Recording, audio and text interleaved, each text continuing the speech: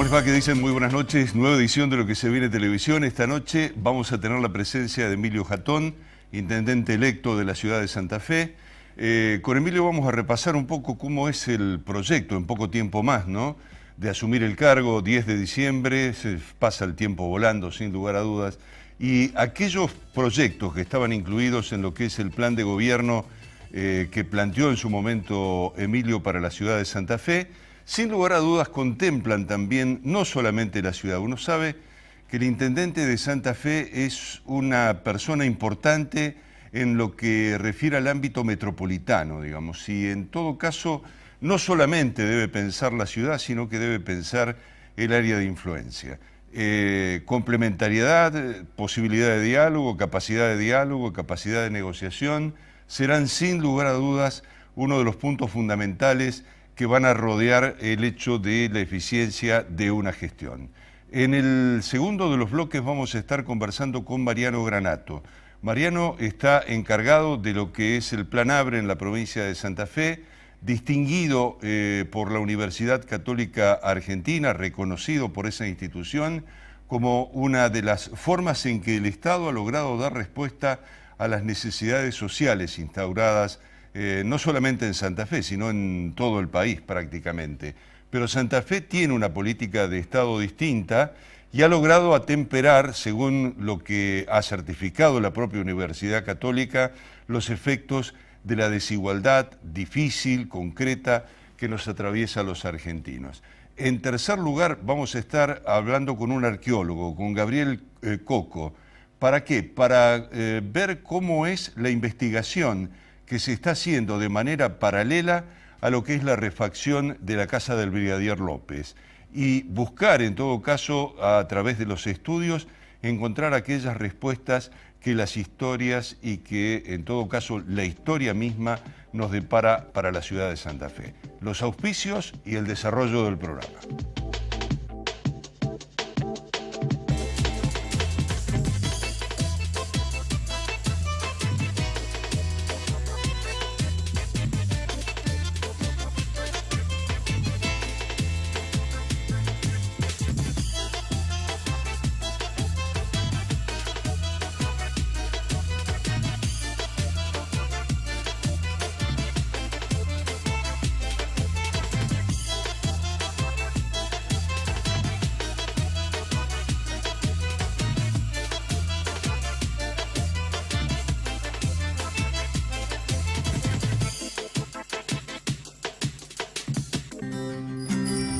Cada vez que jugás oficial, tu ilusión es también la ilusión de toda la provincia. Porque Lotería de Santa Fe destina sus utilidades a la salud, la educación, las pensiones sociales, el deporte y la cultura de todos los santafesinos. Así, Santa Fe crece con cada jugada.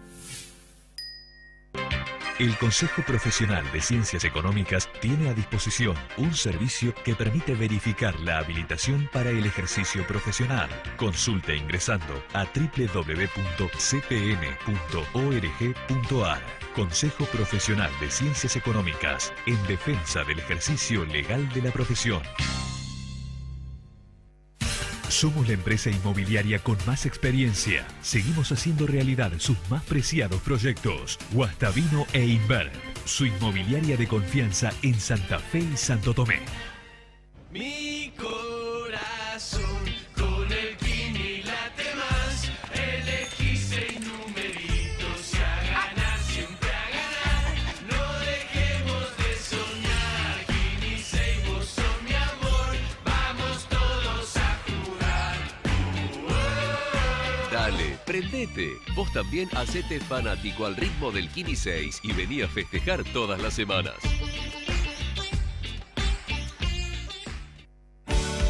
En el Mercado Norte encontrás más de 170 variedades de quesos, fiambres y delicatessen. Almacén de Quesos es un lugar único. Almacén de Quesos, puestos 20 y 21 del Mercado Norte, Urquiza y Santiago del Estero.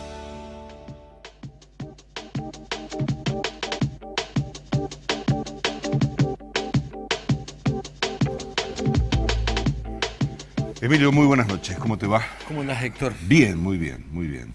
¿Cómo está frente al desafío de asumir 10 de diciembre?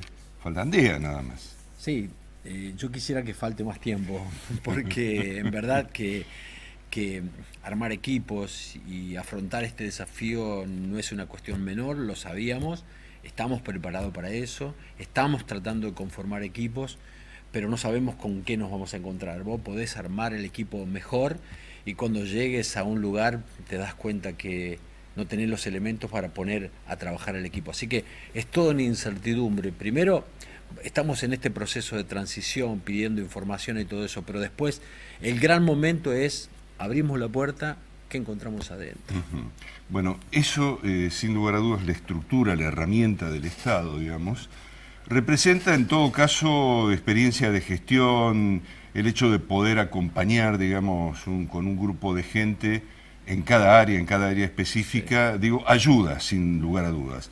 Ahora, por el otro lado, hay que tener un proyecto y el planteo que ustedes hicieron electoralmente en su momento contempló básicamente lo que era la opinión de la gente. Es decir, ustedes dicen que recorrieron el barrio les demandó determinada cantidad de cosas y a partir de ahí elaboraron una serie de propuestas, ¿no? Sí, ese proyecto sigue en pie, ese proyecto es nuestro inicio de un plan estratégico para la ciudad de Santa Fe. Hoy nos enfrentamos con otro problema, es que ese proyecto tenía un apéndice, tenía una pata, tenía un padrino, tenía gente que estaba pensando igual que nosotros, como era la gente del socialismo, hoy no está. Entonces vamos a intentar luchar por ese proyecto, no replantearlo, no cambiarlo, pero hoy esa discusión la tenemos que dar en otro ámbito y esa discusión es la que vamos a dar. Sí, bueno, eso es un punto de vista, digamos, respecto de cómo, en todo caso, entender el problema. Ahora, para todos, digamos, para todos los que asuman el 10 de diciembre, va a ser un verdadero desafío articular, digo, desde el punto de vista político, qué hacer. Es decir, un gobierno de provincia sin acompañamiento de la ciudad capital es inimaginable, digamos. Sí. Es decir, sin un diálogo, no digo acompañar concretamente una gestión, sino articularlas a las dos. Sí, eso es sentido común propio. Claro. Y yo creo que en esto debe primar el sentido común y yo creo que es lo que va a primar. Pero después hay cuestiones que uno ha aprendido durante todos estos tiempos de política, que no son muchos, es que entran a jugar otros factores que muchas veces menoscaban la posibilidad de ayudar al otro. Pero nosotros creemos en el sentido común, creemos en el hecho de pensar en el otro, creemos en que la política sirve para cambiar las vidas, así que yo creo que vamos a trabajar en esa cohesión, vamos a trabajar en esa gestión de más allá de las diferencias partidarias que puede haber. Bueno, pero esa idea de tener la llave, abrir la puerta, entrar y encontrarse con, digamos. La sospecha, o en todo caso los miedos que pueden representar el hecho de asumir, están concentrados, por ejemplo, en lo que puede representar la deuda que hoy el Estado municipal puede llegar a tener, el nivel de deuda, el nivel de endeudamiento, por otro lado, la cantidad de personal que puede llegar a tener asumido. ¿Cuáles son, digamos, en todo caso, en orden de prioridades, lo que a vos más te preocupa? Bueno, me preocupa que de los 7.700 millones haya una deuda de 1.000 millones. 1.000 millones, cualquier economista te dice, es muchísimo teniendo en base el presupuesto de 1.000 millones, que hay que pagar sí o sí, es anual, es una deuda contraída, son 1.000 millones. A eso le sumás una deuda flotante que no sabemos cuánto es. Me he encontrado con proveedores, me he encontrado con gente de la Cámara de la Construcción que están planteando 200 millones más. Y digo, eso es para tener en cuenta porque los fondos están concentrados solo en un lugar. Y por el otro lado, claro que sí que nos preocupa el aspecto humano. Hay más de 2.000 personas que están con contratos precarios y además estamos manejando información que esa contratación, esos concursos, ese ingreso no está frenado, sigue y eso nos preocupa mucho. Así que lo hemos planteado en la transición, hasta ahora no hemos tenido respuesta. Frente a ese cuadro de situación y frente a lo que es en todo caso un proceso de transición que vos estás planteando, ¿tenés los elementos, están los elementos al alcance o aparecen muchas dudas? Digo, en ese vínculo, en esa relación de la comisión que está gestionando en todo caso ese intercambio de mando. Nosotros no hemos tenido respuesta todavía de la información que hemos tenido. Vamos a sugerir una pronta reunión ahora en los próximos días con nuevos elementos que nos están acercando los distintos partícipes, actores de la ciudad de Santa Fe, para ponerlos en esa consideración. Pero a veces no encontramos las respuestas que queremos y sabemos que va a ser difícil, y va a ser difícil esta transición en cuanto se sigan haciendo las cosas que se hacen. Las colas que ves de gente concursando cargos, cuando vas a hablar con las cooperativas, te hablan de ofrecimientos nuevos a cooperativas, de contratos que superarían el mes de marzo del año que viene. Todo eso nos preocupa, lo vamos a plantear, vamos a intentar frenarlo, por lo menos dialogarlo, pero hasta ahora no lo estamos logrando. ¿Qué papel juega el Consejo Municipal, donde hoy vos estás, participando, sos uno de los miembros del Consejo Municipal? ¿Qué tipo de control puede tener el Consejo con relación a este tema? Mucho, pero también se presenta un problema allí, los informes no son contestados. Hay informes que hemos pedido hace un año acerca de la situación, por ejemplo, del cementerio, y nunca nos contestaron. Hemos pedido información sobre obras en particular, Espora, no nos han contestado. Hemos pedido informes acerca de las cooperativas, Acción Comunitaria, no nos han contestado. Entonces, no existe una relación totalmente democrática, política y como debería ser. Y ese es el problema que existe en las transiciones. El problema es que no es una transición democrática, es una transición política, y ahí está la diferencia. Cuando vos mencionás Espora, uno puede llegar a decir, a ver, ¿de qué se trata? Se trata de uno de los desagües más importantes de la ciudad de Santa Fe, que van a beneficiar al norte de la ciudad. Claro. Allí hay un contrato directo de la municipalidad con el orden nacional, porque asume el gobierno nacional hacer la obra. Lo que pasa es que esa obra no tiene una continuidad adecuada, digamos. Ese es el problema central. Y el problema central, y eso devuelve el riesgo hídrico a la ciudad. Por supuesto, digamos. Además, imagínate, una obra que tendría que haberse terminado en 8 meses lleva 2 años, con el perjuicio a los vecinos, con el malestar de los vecinos, con la falta de dignidad en esa obra, y eso todavía no nos saben informar si se va a terminar, no se va a terminar, cómo se va a terminar, y así hay otras obras más en la ciudad. Cuando uno analiza la ciudad de Santa Fe, dice, comparándola con 12 años atrás, que hay una serie de ventajas comparativas respecto de lo que era antes y lo que es hoy, ciudad de Santa Fe. No es la misma. Y por otro lado, Santa Fe tiene un conjunto de fortalezas. Las considero, por ejemplo, en el nivel educativo, en el nivel formativo que tiene la ciudad de Santa Fe. Es una de las cuestiones elementales, en ciencia también. Es uno de los recursos más importantes. ¿Pensás, en esa potencialidad de la ciudad de Santa Fe para que te ayude a llevar adelante proyectos que transformen la ciudad adecuadamente? Sí, yo creo que esos proyectos ya forman parte de la ciudad y hay que potenciarlos. Claro que sí. Nosotros tenemos las antípodas de ser la ciudad con más cantidad de científicos por habitante, pero también la ciudad que sigue construyendo un rancho por día. Entonces tenemos que tratar de unir esas dos ciudades para poder salir adelante, y vamos a utilizar todo lo que tengamos en nuestro alcance, a los industriales, a los científicos, a los emprendedores, a la política, a los maestros, a todos, para ponerlos todos en una discusión y en un compromiso de cambiar la ciudad. Lo que uno ve por otro lado, cuando analiza tu preocupación fundamentalmente respecto de la situación financiera de la municipalidad hoy, es el hecho de que aún todavía los municipios no son autónomos, no tienen los recursos suficientes propios como para llevar adelante cada uno de los proyectos. Por lo tanto, eso significa poder contar con los recursos de coparticipación que establezca la provincia, con en todo caso algunas inversiones nacionales que hace mucho tiempo Santa Fe no tiene.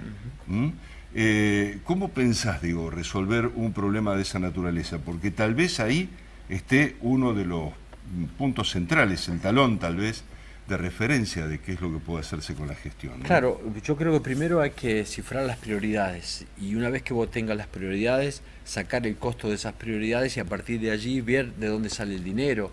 Sabemos que hay dinero internacional dando vuelta, pero tiene que ser utilizado para las prioridades, no tiene que ser utilizado para cuestiones que no van a impactar en la sociedad. Sabemos que tenemos que empezar un nivel de gestión con el gobierno nacional después de las elecciones, lo mismo con el gobierno provincial. Lo que vamos a hacer es tratar de gestionar desde todo punto de vista, desde todos los lugares, para poder llevar a cabo el proyecto que tenemos para la ciudad y para poder beneficiar a la gente. Si no, la verdad que sin dinero se pueden hacer cosas, en lo social, en lo humano, en la contención, en la relación directa con la gente, pero se necesita dinero para cambiar las cosas. Te pregunto, desde el punto de vista social, ¿qué es lo que vos ves como problemática más significativa para la ciudad de Santa Fe? Hay un alto nivel de desempleo, se han perdido muchas fuentes de trabajo y hoy la principal preocupación que hay es la falta de empleo. Y esa falta de empleo rompe con algunas estructuras de familia, de sociedad, y esa ruptura puede provocar violencias urbanas, y esas violencias urbanas cambian el humor de la sociedad en sí, en el centro, en el corazón. Y eso parece que es una cadena que hay que romperla, y hay que romperla desde el inicio de la fuente de trabajo. Y hoy crear fuentes de trabajo sin personas capacitadas es todo un problema, así que las dos cosas tienen que ir juntas. Bueno, eso es un proceso sin lugar a dudas que tiene que ver con varias fuentes, ¿no? Sí. No solamente los recursos económicos, sino también la inversión del Estado en educación, en formación. Y desde ese punto de vista uno, digamos, ve en todo caso una disparidad marcada desde hace mucho tiempo que no se ha podido romper en lo que es su estructura. Sí, porque también existe que desde la parte privada no se está mirando el problema. Yo creo que vos trabajás con empresas privadas, creo que de una vez por todas hay que meterlos dentro de ese proyecto porque forman parte de la misma sociedad. Me parece que tenemos que empezar a hablar de plusvalía urbana, tenemos que hablar de responsabilidad social, tenemos que hablar de devolverle al otro de lo que la sociedad le está dando. Creo que es momento de discutir cuestiones que tienen que ver con los que están afuera del sistema, no solamente esa relación Estado-ciudadano, porque eso ya no alcanza, no alcanza. Te pregunto por el transporte, que es una de las cuestiones complejas prácticamente en los últimos 20 años. Ha habido un conflicto atrás del otro. El transporte hoy tiene un costo bastante elevado para el ciudadano, es como que lo deja prácticamente de a pie, no por la calidad en sí del servicio, pero sí en cuanto al costo. Sí. Hoy un empleado público haciendo un empleado público, un empleado de comercio con 4 viajes por día, es un presupuesto muy alto. Sí, igualmente cuando hablas con los empresarios te dicen lo del boleto no nos sirve ni para mantener el servicio de transporte. No te olvides que hay subsidios cruzados, subsidios nacionales, se han sumado los subsidios provinciales y también los subsidios municipales. Los empresarios te dicen que con el boleto solo pagan los gastos del transporte. Imagínate vos si todo lo que está dando vuelta se volcaría al boleto, al precio del boleto. Creo que hay que volver a sentarse con los empresarios, hay que volver a repensar el transporte, porque ahí el municipio puede gestionar una nueva modalidad de transporte, puede gestionar que verdaderamente el transporte sea eficiente y nos volquemos todo al transporte público, pero me parece que hay que volver a estudiar todo un fenómeno económico que nosotros desconocemos alrededor del transporte. Te pregunto por el tema del estado general de las calles, ¿cómo lo pensás resolver? 3.200 calles de tierra tiene la ciudad, 3.200, y yo no creo que ninguna gestión pueda hacer más de 500 cuadras de asfalto en una gestión. Una cuadra de asfalto sale más de 2,5 millones de pesos, pero me parece que hay que empezar a dar respuestas y hay que cifrar prioridades, porque cada barrio tiene que salir y entrar a su barrio con asfalto, pero además hay otras posibilidades como el empedrado, como arreglar las calles de otra manera. Creo que esta ciudad necesita que el municipalismo vuelva a los barrios. Tiene que haber municipalismo básico, pero va a ser imposible asfaltar las 3.200 calles si multiplicas 2,5 millones por 3.200, es imposible, pero me parece que hay que fijarse a ver cuáles hay que asfaltar, cuál es el ingreso. Calle Beruti, Central, es una columna vertebral en muchos barrios, esa hay que hacerla sí o sí, por ejemplo. Claro, por otro lado también hay una condición de precariedad respecto no solamente a que no existe el asfalto, sino que donde existe hay baches, sí, claro, muchos. Sí, mira, la municipalidad tiene una planta de asfalto que podría hasta vender asfalto a la región. Sí. Hace 4 años el mismo consejo aprobó un empréstito para arreglar la planta de asfalto. La planta de asfalto no se arregló. Solo se pusieron los tejidos y ahí estamos en déficit. Los hornos están con agujeros, no producen el asfalto necesario para la ciudad, tampoco podemos vender. Entonces digo, hay que empezar a mirar la casa desde adentro. Cuando yo te digo abrir la puerta, es abrir la puerta y encontrar ese tipo de cosas. Claro que se pueden hacer 10 cuadrillas para salir a hacer bacheo para la ciudad, pero vos también podrías producir tu asfalto y no lo podés producir porque la planta no está en condiciones. Entonces es todo un círculo que hay que empezar a solucionar. Pero yo coincido con vos que la ciudad está en mal estado. Hay otro tema, digamos, pendiente de la ciudad de Santa Fe, que es, en todo caso, en varios lugares, en varios barrios, ciudades sucias, digamos. Sí, claro. Ni hablar de aquellos lugares en donde hay basurales a cielo abierto, todavía. Sí, sí. Y eso necesitan, sin lugar a dudas, de una respuesta, porque sabemos que a partir de su existencia cambian las condiciones de vida de quienes viven ahí. Totalmente coincido con vos, y fíjate vos que uno de los gastos más grandes que tiene el municipio es la recolección de residuos. 1.000 millones por año están en el presupuesto y es deficiente. ¿Qué pasa? No hay una licitación del servicio, está Cliva y Urbafe que tienen contratos precarios que van modificando. Digo, la basura dejó de ser un problema en algunas ciudades para ser un recurso, y ese es el camino que tenemos que transcurrir. Primero, tratar de empezar a separar mucho más para que lleguen menos a la planta, y a partir de allí hacer que la basura sea un recurso, crear fuentes laborales, cruzarlo con lo social. Eso es lo que hacen los países que piensan qué hacer con su basura, que termina siendo un grave problema en las grandes ciudades. Tenemos 500 toneladas diarias en la ciudad de Santa Fe. Solo se recicla el 2%, que es nada. Entonces, ese camino, eso es lo que hay que cambiar en la ciudad. Bueno, Emilio, mira, podríamos seguir, no sé, sí, seguramente mucho tiempo. A mí me apasiona esto, Héctor, me apasiona mucho, porque la verdad que gran parte de mi vida, y si te diría, este momento de mi vida va a ir apuntado a eso. Me apasiona porque además es una responsabilidad que me toca en un momento de mi vida como la mayor de mi vida, y la tomo con todo lo que tengo, y todos los que están alrededor mío estamos pensando de la misma manera. Bueno, la seguiremos más Sí, adelante. dale, Héctor. Bueno, Emilio Jatón acompañándonos y en todo caso planteando lo que es un verdadero desafío de aquí en adelante, hacerse cargo de la situación que termina de describir fundamentalmente. Hacemos una pausa, ya estamos con ustedes.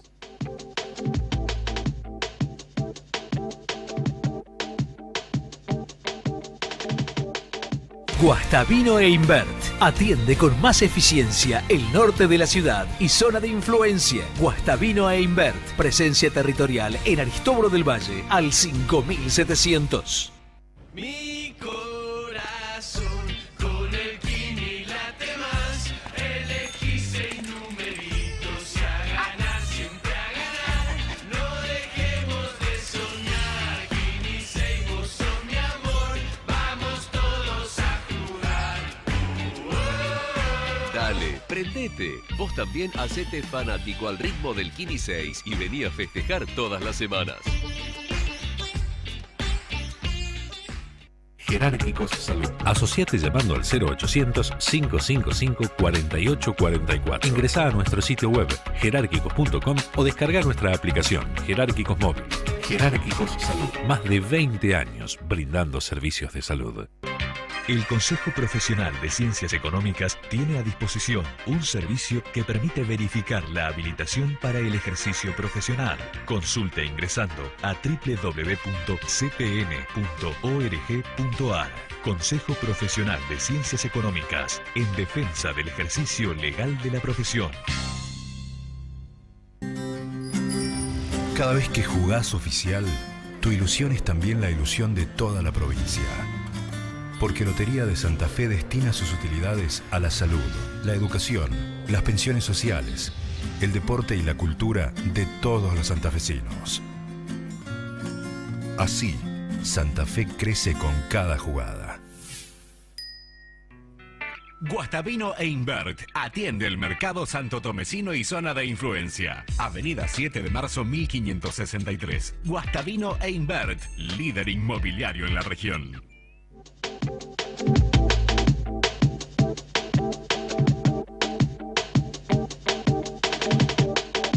Bien, Mariano Granato, muy buenas noches, ¿cómo te va? Buenas noches, Héctor. Bien. Decíamos en el arranque del programa que el Plan ABRE, que hace unos 6 años está puesto en vigencia en la provincia de Santa Fe, ha tenido un reconocimiento de la Universidad Católica Argentina a través de lo que es una institución que es parte de esa universidad, de un observatorio, y que ha tenido la posibilidad de fiscalizar, digamos, en todo caso, resultados que tienen que ver con la condición social en donde se está aplicando, ¿no? Que, Exactamente. bueno, ¿son cuántas? 6, 10 ciudades de la provincia de Son Santa Fe. el área metropolitana del Gran Rosario y el Gran Santa Fe. Y la Universidad Católica Argentina no solamente hizo este reconocimiento, sino que viene haciendo un monitoreo permanentemente del desarrollo de la política del Plan ABRE.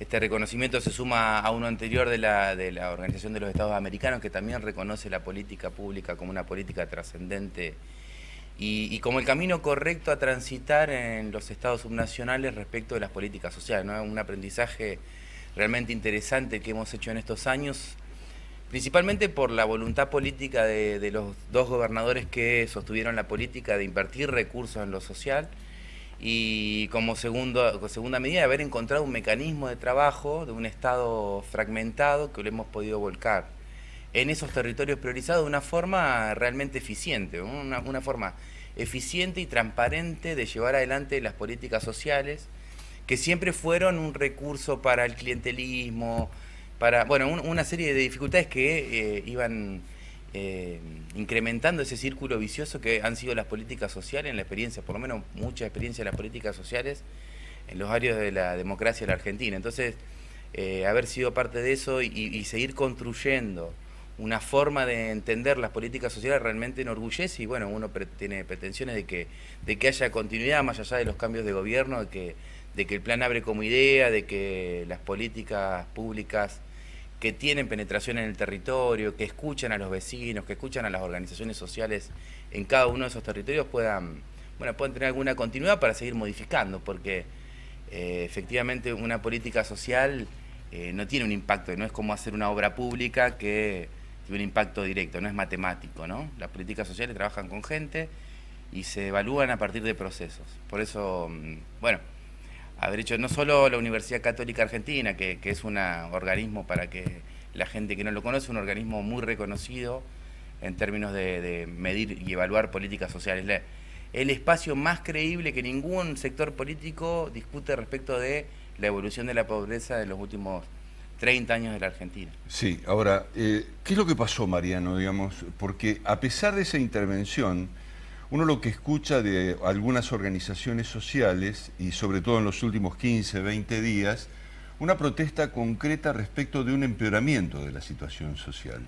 Es decir, ¿qué es lo que juega hoy respecto de esa tendencia, más allá de la intervención, en este caso del gobierno de la provincia, para que la desigualdad se estire todavía más y para que en todo caso más gente siga cayendo en la línea de pobreza y por debajo de la línea de pobreza, y sus cuestiones elementales no puedan llegar a ser atendidas? Porque las organizaciones sociales lo que dicen es que la gente ya no puede comer.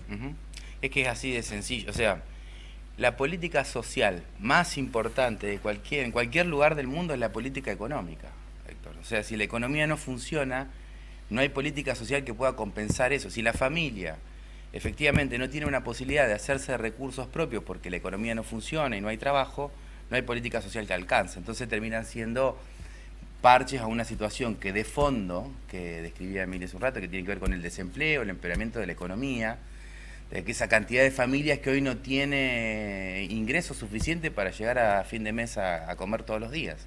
Eso no hay política social que lo reemplace, porque cualquier intento, cualquier política de asistencia alimentaria, cualquier política de acompañamiento social, que el chico vaya a la escuela, que los hijos lleguen al centro de salud, ese espectro de las políticas sociales siempre necesitan que esa familia ponga una parte de recursos propios para tener un camino hacia la inclusión. Y tiene que ver básicamente con el empleo, con el trabajo, que es lo que no está, que es lo que no funciona, que es lo que no se avisora que vaya a resolverse. Entonces el entramado social se va perjudicando en cada momento. Cada semana hay cada vez más familias que tienen hijos que tienen que elegir cuál de los chicos va a la escuela, que no pueden comer todos los días. Bueno, eso no hay política que alcance, ¿no? Es la política económica que no funciona, la política económica del gobierno nacional, por supuesto, que destruye todos esos intentos. Pero bueno, un poco eso explica por qué, sí, efectivamente, hay una crisis social que no la tengo que contar yo para que la gente la vea, que impacta en las clases medias, que impacta mucho más en los sectores populares, y que hace que, a pesar de los esfuerzos de los gobiernos subnacionales, la tendencia siga empeorando, digamos. Lo que evalúa la UCA exactamente, en términos del plan ABRE, es que esta crisis que está impactando fuertemente en la Argentina, en los barrios, en las ciudades donde el Plan ABRE intervino, menguó suficientemente como para poder decir, bueno, esta política es buena porque los impactos de la crisis en esos territorios son visiblemente menores que en lugares donde no existió esta política, digamos, no, ni hablar del conurbano bonaerense y esos lugares, ¿no? Pero básicamente lo que la UCA dice es esto. Bien. Ante este fenómeno. Bien, te pregunto, Mariano, digo, a ver, si no alcanza esto, ¿por qué? ¿Por qué? Porque en todo caso ha habido una serie de planes que tenían que ver con la asistencia alimentaria en las escuelas, pero el sábado y el domingo los chicos están con su familia. Es decir, y esos días no pueden llegar. Además, la escuela está cumpliendo, digamos, un rol que no es específico el que le corresponde, ¿no? Sí, está dándole seguro de comer a los chicos y en todo caso no está enseñándoles, digo. Eso evidentemente determina que por otro lado haya planes del volver a estudiar, del volver a buscar para capacitar a los chicos, porque no alcanza. No alcanza. Yo de eso me parece que el sistema educativo hace tiempo se está replanteando cuál es su rol en la sociedad, que no es simplemente educar. Yo a eso no tendría miedo a ese debate de decir los chicos van a comer a la escuela, o la escuela no solamente educa. ¿Ves? Está perfecto que la escuela no solamente eduque, porque es una institución por la que pasan todos los ciudadanos y pedirle algo más al sistema educativo no está mal. Efectivamente, como vos describí, el problema alimentario que va a hacer que ese pibe que no come el sábado y el domingo tenga mayores dificultades del aprendizaje, un poco se ata a lo mismo, Héctor. Es parte del mismo problema de la situación de la crisis económica que está viviendo este país, digamos. Esto no es innegable. Yo no quiero hacer una valoración política de la situación, pero no puedo hablar de lo social sin dejar de hablar de la crisis que está atravesando este país en términos sociales y que impacta a cualquier institución. Todo no funciona, digamos. La economía básicamente es el motor de que todo funcione, de que la vida en comunidad sea posible. Y bueno.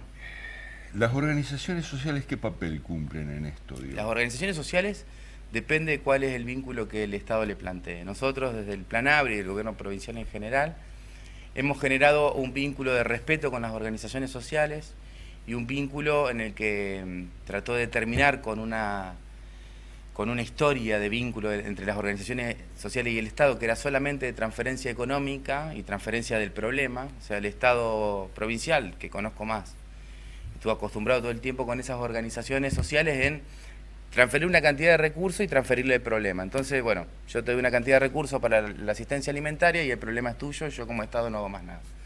Nosotros tratamos de invertir esa relación y a pesar de que sigue existiendo una transferencia de recursos, lo que intentamos hacer hasta acá es transferirle también la capacidad de tomar decisiones junto con la gestión del Estado. Entonces es un vínculo bastante más virtuoso porque uno puede hablar de igual a igual con esas organizaciones y discutir el problema y el manejo y ver qué le aporta las organizaciones sociales que el Estado no puede hacer porque tiene límites y qué puede aportar el Estado que las organizaciones sociales no pueden hacer porque no es su responsabilidad. Claro, y no tienen espalda. Exactamente.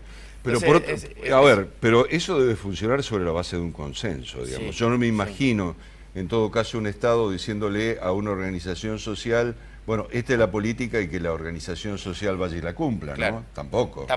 Tampoco, aunque hay un montón de políticas sociales que se han tratado de ejecutar de esa forma.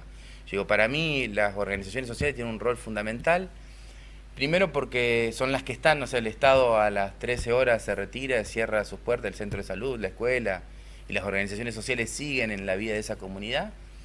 Y por otro lado, porque la comunidad organizada, la sociedad civil organizada, para nuestra tradición política es parte de la solución a los problemas, ¿no? El Estado solo no puede resolver todos los problemas. Así como una ciudadanía activa, es necesario también una sociedad civil organizada que vaya con los mismos objetivos, digamos. Lo que uno observa, por otro lado, digo, cuando uno menciona organizaciones sociales, muchas veces los medios de comunicación lo que muestran de las organizaciones sociales es su presencia sobre la base de una protesta, ¿no? Esto es prácticamente una situación endémica en Ciudad de Buenos Aires, provincia de Buenos Aires, todo lo que rodea la capital federal. Santa Fe no tiene, digo, ese tipo de manifestaciones. ¿Por qué? Porque escuchamos las organizaciones todo el tiempo, todo el momento, en todo momento, porque lo hacemos parte de la discusión. Yo creo esto, ¿no? puede haber otras variables seguramente porque las organizaciones tienen que hacer también visibilizarse. Pero acá tenemos una tradición de escuchar a las organizaciones sociales todo el tiempo, cualquier día de la semana, en cualquier momento las organizaciones sociales van al Ministerio de Desarrollo Social y hay alguien que los escucha, que los atiende, y más allá de que muchas veces no podamos ponernos de acuerdo en los reclamos que hacen legítimamente las organizaciones, bueno, hay espacios de diálogo que permiten que esa tensión sea menor, digamos. Después seguramente hay momentos en que las organizaciones sociales tienen que salir a manifestarse y todo eso, pero yo creo que una parte de la diferencia se explica porque en la provincia de Santa Fe hay un gobierno bastante más poroso que escucha a las organizaciones y que las hace parte de las decisiones también. En la experiencia de lo que ha sido, digamos, el trabajo en la ciudad de Santa Fe fundamentalmente, el vínculo con las vecinales, que me parece en todo caso tal vez el vínculo central. ¿Qué experiencia te dejó, digamos, cómo está ese tejido social, ese tejido organizativo? Porque uno dice, a ver, en todo caso, la gente puede tener algún grado de organización por el lugar donde trabaja o por el lugar donde vive, digamos. Y a partir de ahí dar algún tipo de respuesta. ¿Qué ha pasado con las vecinales? Bueno, las vecinales se han deslegitimado, en muchos casos se han deslegitimado mucho con el resto de la comunidad. Como cualquier institución territorial ha perdido en intensidad de participación. No hay ninguna vecinal que explote de vecinos participando. Y eso tiene que ver con muchas cosas, pero para mí, coincido con vos, la vecinal es el primer espacio de representación de los vecinos.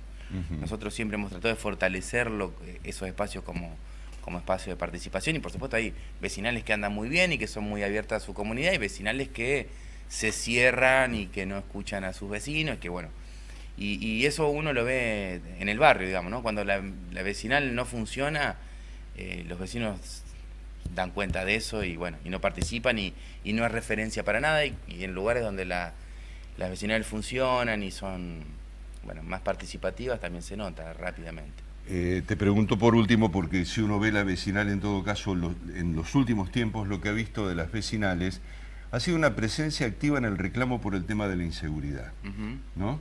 Es como prácticamente una cuestión coordinada de actuación en ese sentido. Pero más allá de una evaluación de ese tipo, pregunto, el tema de la inseguridad en materia de intervención del Estado global, como hacen ustedes a través del Plan ABRE, ¿qué tipo de respuestas tuvo? ¿Qué tipo de reclamo tuvo? La seguridad, por supuesto, que está en la agenda de cualquier vecino, en cualquier vecinal de cualquier barrio, ¿no es cierto? Esto es así. El problema es muy complejo de resolver, por motivo por el cual siempre uno está por debajo de las expectativas de la ciudadanía en el problema de la seguridad.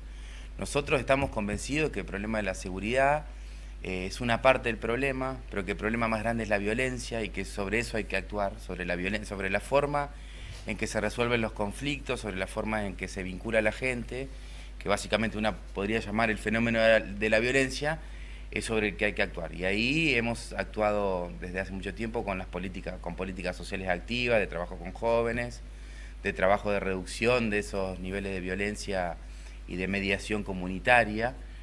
Las organizaciones sociales en eso han sido muy importantes para lo que hemos hecho. Quiero decir con esto, el reclamo de la seguridad hay que ubicarlo donde corresponde.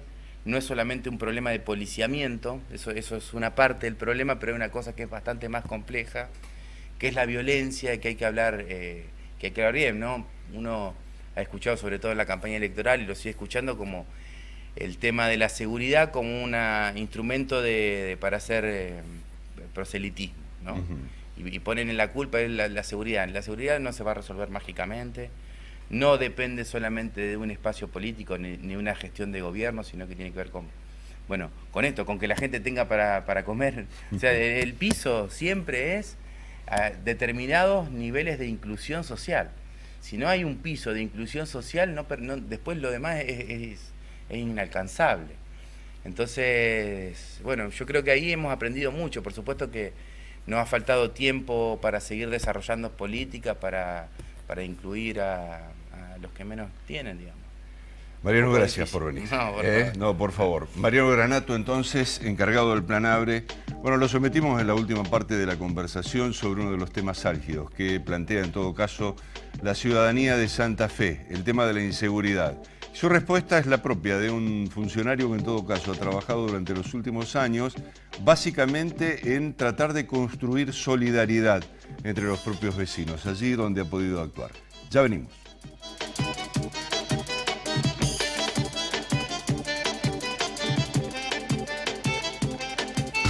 ¿Necesitas software de gestión comercial para tu empresa? Megasoft es la solución. Megasoft, software de facturación y control de stock para empresas y comercios. Soporte técnico y actualizaciones las 24 horas, los 365 días del año. www.megasoft.com.ar. En Red Mutual descubrí un mundo de beneficios. Ayudas económicas hasta 250.000 pesos. Subsidios, seguros, 50% de descuento en farmacias. Financiación total en turismo. Ahorro en comercios y mucho más. Llámanos y asociate al 0800-444-1515. Búscanos en Facebook o ingresá a nuestra web www.redmutual.com.ar. Red Mutual, la mejor red de servicios. Jerárquicos Salud. Asociate llamando al 0800-555-4844. Ingresá a nuestro sitio web jerárquicos.com o descarga nuestra aplicación Jerárquicos Móvil. Jerárquicos Salud. Más de 20 años brindando servicios de salud. Somos la empresa inmobiliaria con más experiencia. Seguimos haciendo realidad sus más preciados proyectos. Guastavino e Invert, su inmobiliaria de confianza en Santa Fe y Santo Tomé. Cada vez que jugás oficial, tu ilusión es también la ilusión de toda la provincia. Porque Lotería de Santa Fe destina sus utilidades a la salud, la educación, las pensiones sociales, el deporte y la cultura de todos los santafesinos.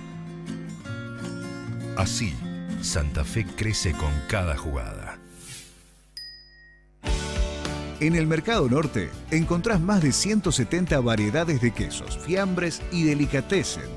Almacén de Quesos es un lugar único.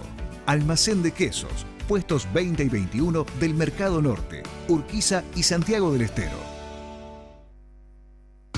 ¿Necesitas software de gestión comercial para tu empresa? Megasoft es la solución. Megasoft, software de facturación y control de stock para empresas y comercios. Soporte técnico y actualizaciones las 24 horas, los 365 días del año. www.megasoft.com.ar.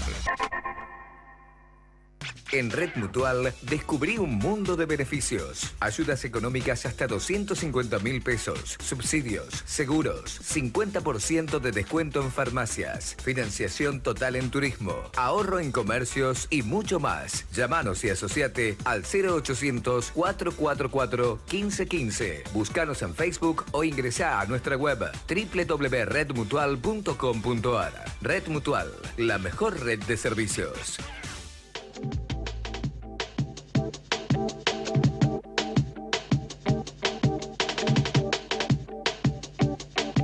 Le vamos a darle la bienvenida a Gabriel Coco. Gabriel es arqueólogo, hombre del Museo Etnográfico. Así ¿sí? es. Decíamos en el principio del programa que hay en este momento un proceso de refacción de la casa del Brigadier López, una puesta en valor importante, por lo menos con un criterio más o menos parecido a lo que fue la casa de los gobernadores, digo. Ese es el proyecto. Sí. Y paralelamente vos estás trabajando en lo que es específicamente tu especialidad, es decir, como arqueólogo. Estás haciendo una investigación respecto de todo lo que ha sucedido en ese lugar y donde vos pensás encontrar. ¿Qué pensás encontrar? A ver, Gaby. Bueno, sí, esto surgió, el Museo Etnográfico depende del Ministerio de Innovación y Cultura, la obra esta que está llevando a cabo la empresa está a cargo de la Dirección de Obras Públicas de la provincia. Entonces, aprovechando la etapa de restauración y todos los trabajos que había que hacer, surgió la posibilidad de explorar el subsuelo de la casa, teniendo en cuenta que ese solar donde está la casa fue ocupado cuando se traslada Santa Fe, desde Santa Fe la Vieja al actual emplazamiento, en 1660, por los mercedarios.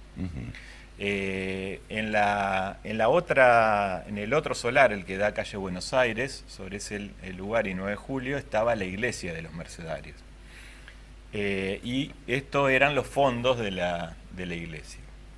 Posteriormente los mercedarios se trasladan a la iglesia de los jesuitas cuando los jesuitas son expulsados, y eso queda abandonado hasta que el protomédico Rodríguez compra, ese terreno se vende, compra y construye la casa donde después el brigadier se casa con la hija del protomédico y vive ahí. Entonces tenemos toda una etapa de ocupación desde que se traslada a la ciudad hasta la actualidad, digamos. ¿Esa casa data de qué año? Esa casa no es precisa la fecha de construcción, pero es de principios del 1800. En el mapa, en el plano de Marcos Sastre, que es de 1824, ya aparece la casa. Entonces, bueno, para esa época ya estaba construida. Y los mercedarios se retiran de ese lugar hacia 1792 aproximadamente. Sí, o sea que ahí hay 30 años más o menos. Claro. Y bueno, y justamente estamos excavando en 2 habitaciones de la casa donde se van a cambiar los pisos y logramos encontrar materiales que son anteriores a la construcción de la casa, que es un área de descarte, de basura doméstica, probablemente de esa época de los mercedarios, o de finales de la época de los mercedarios, pues ahí encontramos loza inglesa, por ejemplo, que es fácil de datar, digamos, porque hay información sobre la fábrica, sobre catálogos de venta. Hay otros lugares como en Buenos Aires, en Rosario, donde también se hacen investigaciones de arqueología urbana y hay información. Entonces estamos encontrando todos materiales del siglo XVIII que no teníamos información en Santa Fe, ¿no es cierto?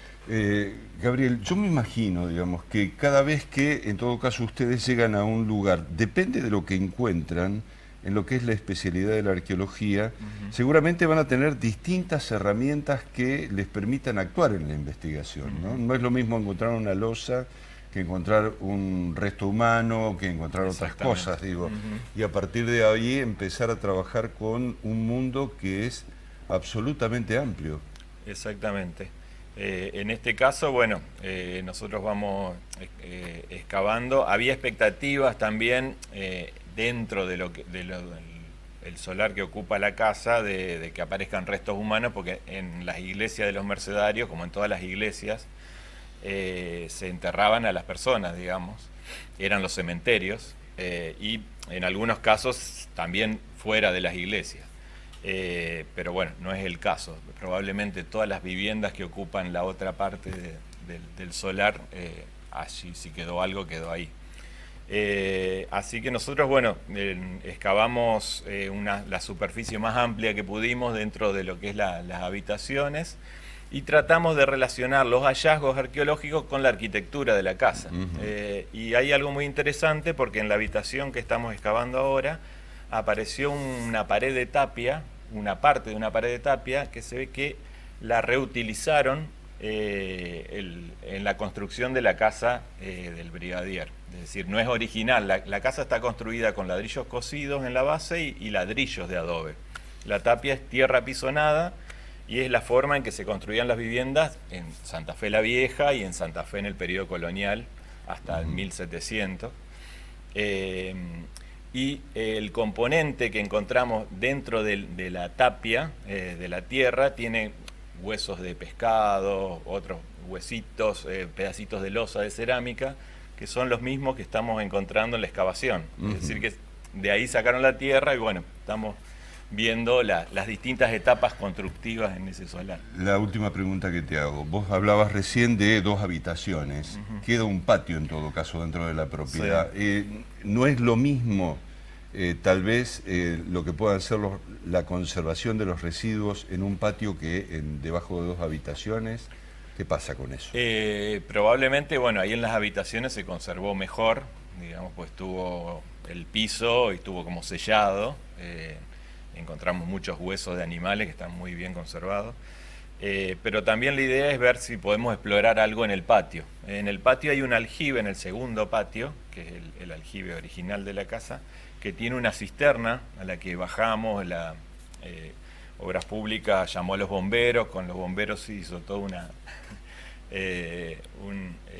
operativo para bajar a la cisterna con las condiciones de seguridad. La cisterna está vacía, es como un tanque subterráneo gigante que se usaba para cargar agua de lluvia, que era el agua que se usaba, después se sacaba con balde por el aljibe.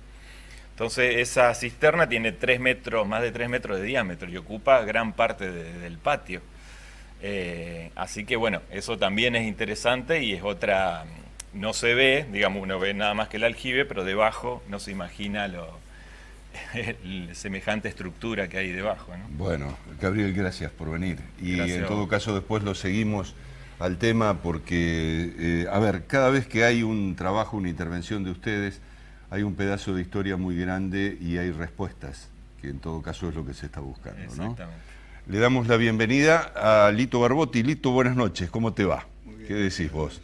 Fíjate vos, estamos hablando en todo caso de andar excavando, viendo, y resulta que excavando uno encuentra el gas, que es el tema tuyo. Entre otras cosas, por lo que cómo investigan los arqueólogos, llegamos a esta cuestión.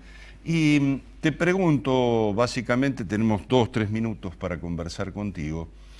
¿Qué es lo que está pasando en la cuestión de tu negocio, digo, de la actividad que vos desplegás, que es colocar tubos de gas, que es colocar en autos? Hubo un periodo bastante prolongado en donde prácticamente Latencia. Claro, hubo como una inercia que continuó, pero que no tuvo una vida propia, digamos, y hoy es como que está retomándola. Así es. El GNC tiene distintas etapas a lo largo de la historia conocida nuestra, en Buenos Aires, en Rosario y en Córdoba, es un poco anterior, unos 2 años anterior a nosotros. Nosotros, hoy se cumplen 31 años de la primera vez que se cargó gas en las estaciones de servicio. Arrancamos el 8 del 8 del 88, así que... Y todos los ciclos del GNC siempre fueron muy serruchados, o sea, de crestas bastante altas y después de caídas bastante estrepitosas. Pero bueno, estamos superando una etapa en la cual el GNC no estaba visto como una opción valedera por múltiples razones, no lo vamos a tocar, pero ahora con el reacomodamiento de los precios de los combustibles, de nuevo empezamos a encontrar una buena razón para colocarlo. Sí, o sea, la ecuación le vuelve a cerrar a quien hace la inversión, decís vos. Exacto, y más que nunca. Hoy un equipo de GNC cuesta 820 litros de nafta, cuando siempre costó 1000 o 1200 litros. Así que hoy con una inversión muy baja, nosotros podemos llegar a tener un equipo de gas que nos va a permitir un ahorro sustancial. Tenemos que saber, yo los números lo hago al revés, para tener una idea de la magnitud. Si tenés un equipo de GNC y querés andar a nafta te va a costar un 120% más que el coste que te va a generar GNC por kilómetro. Claro. En consecuencia, con este advenimiento de la hora 12 y la hora 18 para nuestro rubro, tenemos la posibilidad de tener una oferta financiera más interesante y verdaderamente hay más gente que está interesada en bajar sus costos de mantenimiento. A ver, cuando se empezó a plantear el tema del GNC, la diferencia esta que vos planteás en cuanto al costo de inversión del equipo relacionado con el costo de la nafta, te doy la derecha, es como era. Ahora, la diferencia que había entre el uso del combustible a nafta o el uso del combustible a gas tal vez era más amplio de lo que es hoy, ¿o no? Sí, hubo un momento que era más amplio, hubo un momento que era un 70-30. Claro. Así que, bueno, eso es lo que hizo que por ahí se mala costumbre el mercado, que había sustanciales diferencias entre un combustible y el otro, y después a la hora de los precios nuevos de hace un par de años de GNC, parecía que no era negocio porque te ahorraba solamente el 50%. Claro. Ahora, finalmente te pregunto, Lito, lo siguiente. ¿Qué pasó con la evolución tecnológica del GNC en función de lo siguiente? Esos parates, digamos, impidieron el desarrollo de un conjunto de industrias que venían haciendo en la Argentina una inversión muy interesante, una inversión muy importante, no solamente en equipos, sino también en la calidad de las estaciones de servicio, en un conjunto de rubros que hacen a lo global del negocio. ¿Qué pasó tecnológicamente? ¿Estamos atrasados en GNC? ¿Estamos actualizados? ¿Cómo evaluás vos eso? No, nosotros tenemos hoy la punta de lanza de lo que es la tecnología del GNC. Se desarrolló muchísimo en la República Argentina, tal vez así que en el momento de mayor promoción del GNC hubo fábricas que se vinieron a instalar a la República Argentina, sobre todo algunas de electrónica italiana que hicieron base. Sí. Nuestros reguladores, que si bien tuvieron desarrollos italianos y todo lo demás, ya se están haciendo en la República Argentina. Yo te diría que se afianzó la industria del GNC en la República Argentina, aún en la bajante de oferta que hubo tiempo atrás, sí. Lo cual no permite tener por esa razón el costo total del equipo mucho más barato, porque si sería importado estaríamos hablando de dólares y estaríamos hablando de otros números, ¿verdad? Sí, la otra ecuación que cierra es la situación económica, digo, para que en todo caso la gente ande buscando cómo ahorrar, ¿no? Sí, antes la gente se juntaba para ver cómo gastaba, ahora ver cómo se ahorra. Te agradezco mucho que hayas venido. Lito Barbotti, una de las personas más reconocidas en lo que es el rubro del GNC aquí en Santa Fe, tiene un particular humor, digamos. Pasar por el taller de él representa un verdadero dolor de cabeza para quien va. En una semana nos volvemos a encontrar.